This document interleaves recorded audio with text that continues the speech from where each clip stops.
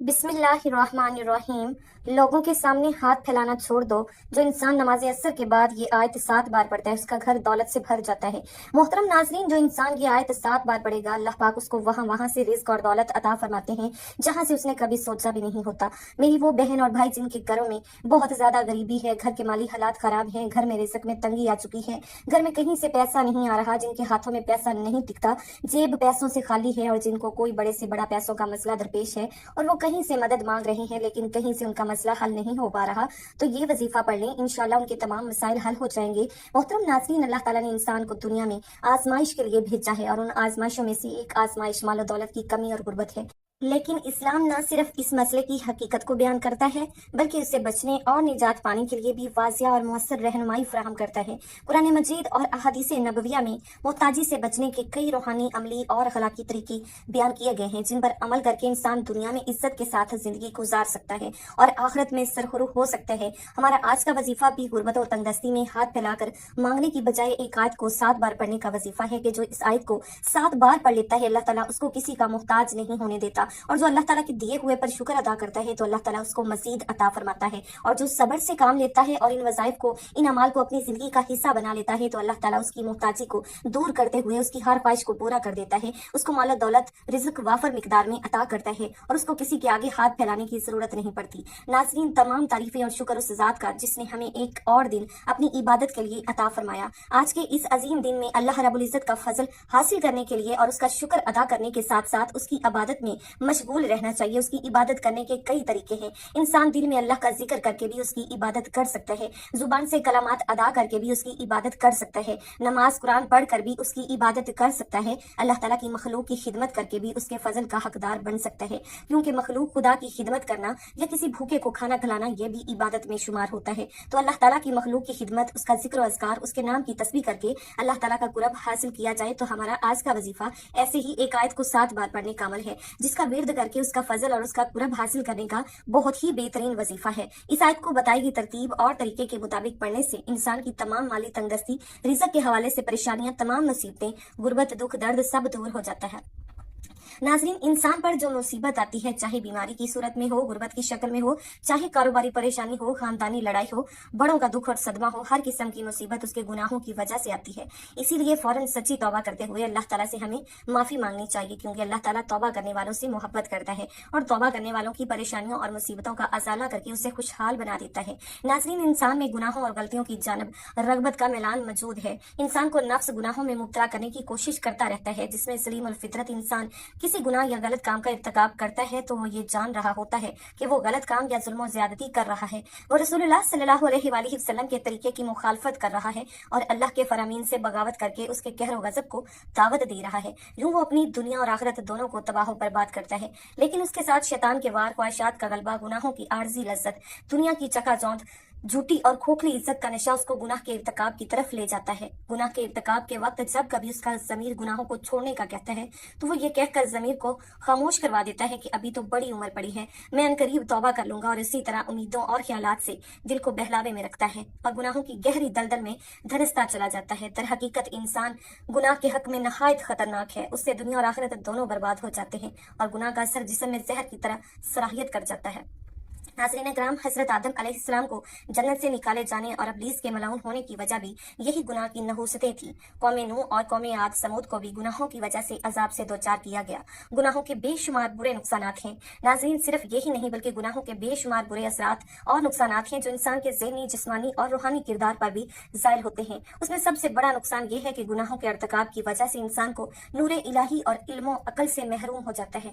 इमाम शाफी रहमतुल्लाह अलैह फरमाते हैं कि मैंने अपने उस्ताद से कमजोर हाफजे की शिकायत की तो उन्होंने मुझे तर्के मासी यानी तर्के गुनाह की नसीहत फरमाई और आपने ये बताया कि अल्लाह एक नूर है और अल्लाह का नूर गुनाहगार को नहीं दिया जाता। नाज़रीन, गुनाहों का एक असर ये भी होता है कि इंसान की रोजी और रिस्क में तंगी आ जाती है। याद रखिएगा कि हसूल रिस्क और फरागी मुआश के लिए तर्के गुनाह से बेहतर कोई चीज नहीं। अल्लाह ताला फरमाते हैं कि जो शख्स अल्लाह से डरता है और गुनाहों से बाज आ जाता है, अल्लाह ताला उसके लिए मुश्किलात से भी निकलने का रास्ता बना देता है और उसे ऐसे रिस्क देगा जहां से उसका गुमान भी नहीं जाता। इंसान के दिल में अल्लाह की عظمت کم ہو جاتی ہے تبھی تو انسان گناہ کرتا ہے۔ اللہ گناہ کرنے میں کوئی یار محسوس نہ کرے تو دل پر پردہ پڑ جاتا ہے اور مہر لگ جاتی ہے۔ جب انسان اللہ کو بھول جاتا ہے تو اللہ انہیں برباد کر دیتا ہے، ذلت اور رسوائی ان کا مقدر ہو جاتی ہے۔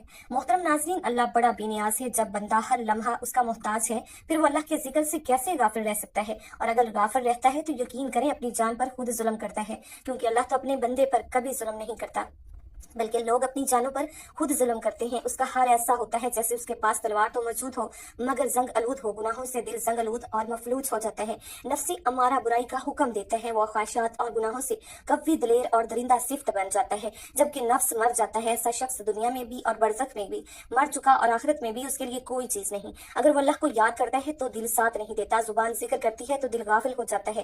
ہر آدمی جانتا ہے کہ اچھے یا برے عمل کا رد عمل بھی ضرور ہوتا ہے۔ دنیا میں پیش آنے والے حالات پر سب سے زیادہ اثر انداز ہونے والی چیز انسان کے اچھے یا برے اعمال ہی ہیں، جن کا براہ راست تعلق اللہ تعالیٰ کی خوشنودی اور ناراضگی سے ہے۔ کسی واقعے اور حادثے کے طبی اسباب جنہیں ہم دیکھتے، سنتے اور محسوس کرتے ہیں، وہ کسی اچھے یا برے واقعے کے لیے محض ظاہری سبب کے درجے میں ہیں۔ سادہ لوگ حادثات و آفات کو صرف طبی اور ظاہری اسباب سے جوڑتے ہیں اور پھر اسی اعتبار سے ان حوادث سے بچاؤ کی تدبیر کرتے ہیں۔ شرعی تعلیمات کی روشنی میں باحثیت مسلمان ہمیں یہ اعتقاد رکھنا ضروری ہے کہ سب کچھ اللہ تعالیٰ کے حکم اور امر سے ہوتا ہے، جس کا عقل اور حواس خمسہ کے ذریعے ادراک کرنے سے ہم قاصر ہیں۔ وہی الہی اور انبیاء علیہ السلام کے ذریعے اللہ تعالیٰ نے جزا سزا کا جو نظام سمجھایا وہ ہمیں غیبی نظام کے بارے میں آگاہ کرتا ہے۔ وہ یہ کہ کسی بھی واقعے اور حادثے کا اصل اور حقیقی سبب اللہ تعالیٰ کی رضامندی یا ناراضگی ہے۔ اللہ تعالیٰ نے حالات کو خواہ اچھے ہوں یا برے انسانی اعمال سے جوڑا اور وابستہ فرمایا ہے، چنانچہ انسان کے نیک اور برے اعمال کی نوعیت کے اعتبار سے حوال مرتب ہوتے ہیں۔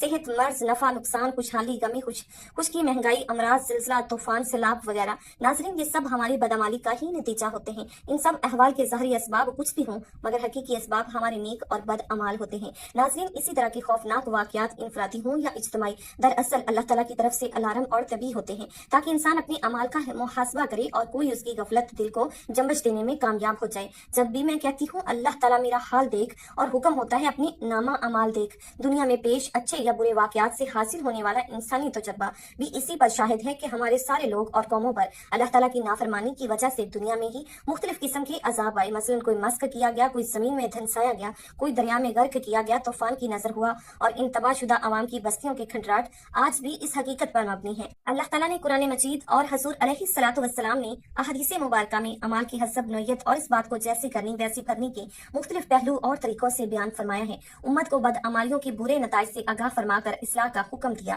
چنانچہ کچھ غلطیاں ہوتی ہیں جو رزق کام کرنے کا باعث بنتی ہیں اور وہ ان مشکلات کا شکار رہتے ہیں۔ تو آج ہم آپ کو ایک ایسی چیزوں کے بارے میں بتانے والے ہیں کہ وہ کون سی عام غلطیاں ہیں جو ہمارے رزق میں مشکلات پیدا کر دیتی ہیں اور اللہ تعالیٰ ہمارا رزق تنگ کر دیتا ہے۔ آپ کو حدیث مبارکہ کی روشنی میں بتائیں گے کہ کس وجہ سے اللہ تعالیٰ انسان کا رزق کم کر دیتا ہے۔ اس کے بعد کچھ کام ضرور ہوں گے جو آپ کے لیے آسانیاں پیدا کریں گے، جتنے چاہیں کر سکتے ہیں۔ اللہ تعالیٰ کا نام لیں، اللہ تعالیٰ سے مانگتے رہیں تو بے شمار نعمت اللہ پاک آپ کو عطا فرما دے گا۔ سب سے پہلا عمل یہ کہ جوتا پہن کر یا کھڑے ہو کر یا ننگے سر کھانا کھانا رزق میں کمی کا باعث بنتا ہے۔ ناظرین، بہت سے لوگ جوتا پہن کر کھانا کھا رہے ہوتے ہیں یا جلدی جلدی میں کھڑے ہو کر کھانا کھا رہے ہوتے ہیں۔ ہم بہت سی ایسی خواتین کو بھی دیکھتے ہیں جو ننگے سر بھی کھانا پکا رہی ہوتی ہیں۔ مثلاً ہمارے گھروں کی عورتیں بھی ننگے سر کھانا کھا رہی ہوتی ہیں اور کھانا دے بھی رہی ہوتی ہیں، جس کی وجہ سے ہمارے گھروں کا رزق تنگ کر دیا جاتا ہے۔ محترم ناظرین، دوسری وجہ یہ کہ بیت الخلاء میں ننگے سر جانا بھی ہمارے رزق میں کمی کا باعث بنتا ہے۔ عام طور پر دیکھا جاتا ہے کہ جب خواتین بیت الخلاء جاتی ہیں تو ان کا سر ننگا ہوتا ہے۔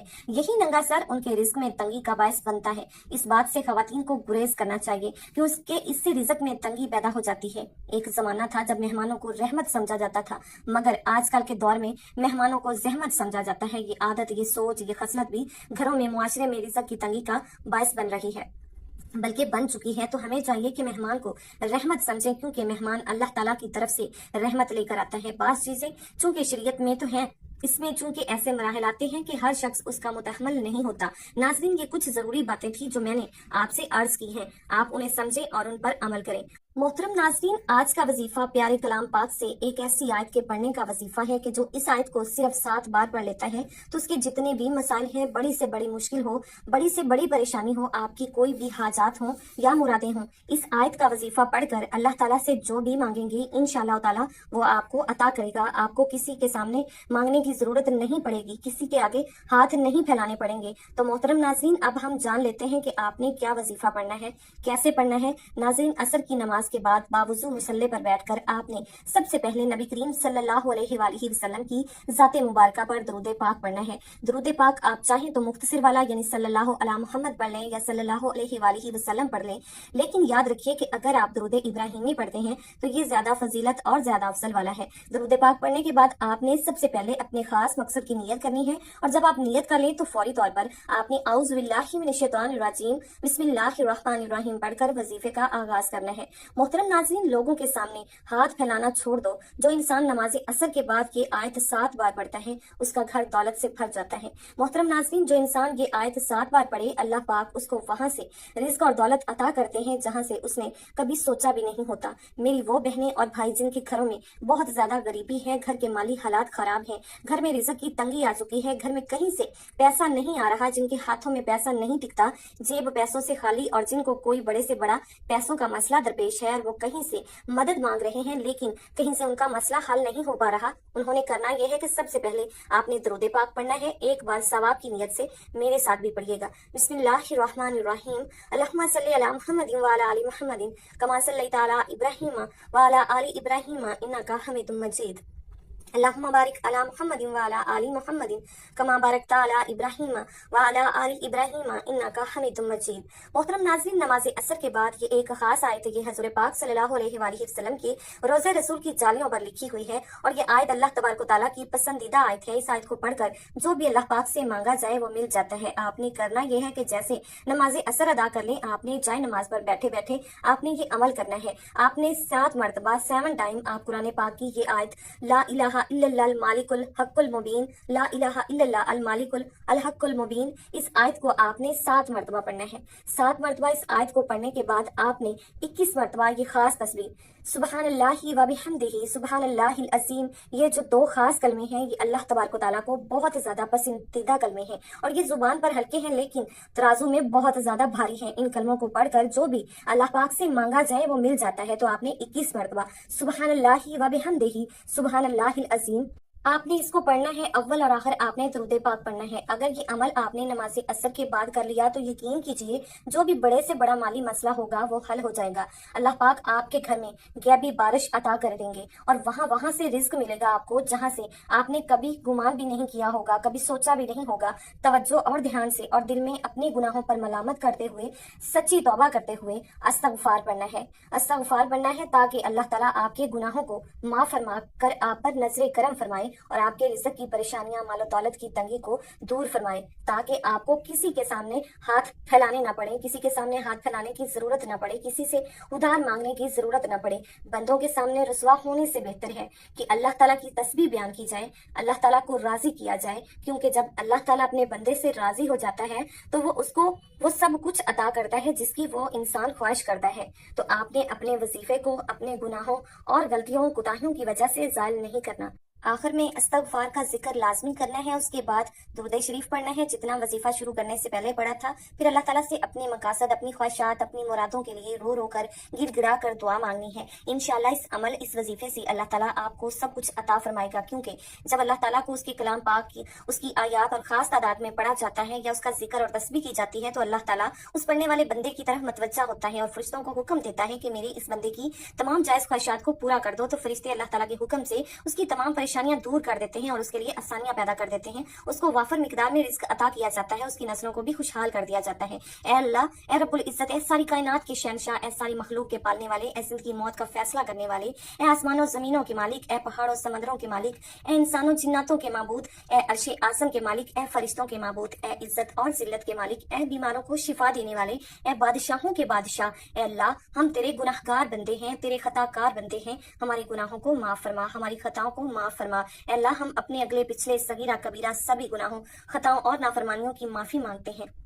अल्लाह रब्बुल इज्जत, हम अपने गुनाहों से तौबा करते हैं, हमारी तौबा कबूल फरमा। अल्लाह, हम गुनाहगार हैं, स्याकार हैं, बदकार हैं, तेरे अहकाम के नाफरमान हैं, नाशुक्री हैं, लेकिन मेरे माबूद तेरे नाम लेवा बंदे हैं, तेरी तौहीद की गवाही देते हैं। तेरे सिवा कोई इबादत के लायक नहीं, तेरे सिवा कोई बंदगी के लायक नहीं, तेरे सिवा कोई तारीफ के लायक नहीं। हमारे माबूद, हमारे गुनाह तेरी रहमत से बड़े नहीं हैं, तो अपनी रहमत से हमारे गुनाह माफ कर दे। अल्लाह पाक, हमें गुमराही के रास्ते से हटाकर सिराते मुस्तकीम पर चलने की तौफीक दे। अल्लाह, ऐसी नमाज पढ़ने की तौफीक अता कर जिस नमाज से तू राजी हो जाए। जिंदगी में ऐसे नेक अमाल करने की तौफीक तौफीक अता कर जिन अमालों से तू राजी हो जाए। हमें ऐसी जिंदगी गुजारने की तौफीक अता कर जिस जिंदगी से तू राजी हो जाए। ईमान पे जिंदा रख और ईमान पे ही मौत अता कर। ऐ अल्लाह हम तेरे अहकाम की फर्माबरदारी करने वाला बना और तेरे प्यारे हबीब सल्लल्लाहु अलैहि वसल्लम के नेक और पाकीज़ा आदाब को अपनाने वाला बना दे। ऐ अल्लाह हमारी परेशानियों को दूर कर दे। ऐ अल्लाह जो बीमार हैं उन्हें शिफाए कामला अजला अता फरमा। ऐ अल्लाह जो बे औलाद हैं उन्हें अपने खजानों में से नेक और साले औलाद अता फरमा। ऐ अल्लाह जिनके जो जो काम रुके हुए हैं पूरे कर दे। ऐ अल्लाह बिछड़े हुओं को मिला दे। ऐ अल्लाह शादीशुदा जोड़ों में मोहब्बत खलूस पैदा कर दे, उनकी जिंदगियों में बरकत डाल दे। ऐ अल्लाह तमाम लड़के और लड़कियों के नसीब अच्छे कर दे। ऐ अल्लाह जो कर्ज के बोझ तले दबे हुए हैं उनका कर्ज जल्द से जल्द अदा कर दे। ऐ रब्बुल इज्जत शैतान से हमारी हिफाजत फरमा। ऐ अल्लाह हलाल रिस्क कमाने की तौफीक अता फरमा। दुआ है कि अल्लाह ताला मेरा सुनाना और आपका सुनना अपनी पाक बारगाह इलाही में कबूल और मंसूर फरमाए, आमीन। नाज़रीन, अपने रिस्क में बरकत, वुसअत और कुशादगी के लिए अल्लाह ताला के 99 नामों में से कोई एक नाम लिखकर कमेंट सेक्शन में जरूर शेयर करें। अल्लाह ताला हम सबका हामी और नासिर हो, आमीन। जज़ाकल्लाहु खैरन कसीरा।